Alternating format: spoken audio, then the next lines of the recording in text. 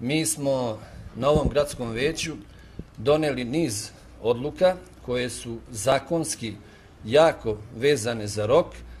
Dakle, vi znate da je ovih dana izašao bio zakon o javnim preduzećima.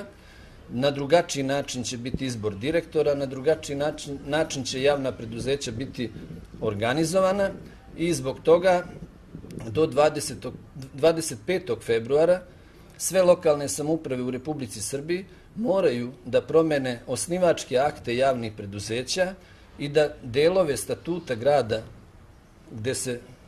gde je vezan statut za javna preduzeća izmene.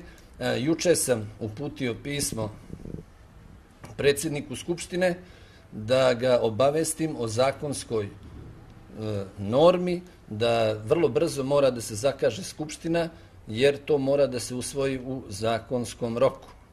Još uvek nemam odgovor od predsjednika Skupštine, očekujem da će biti zakazana Skupština u zakazanom roku.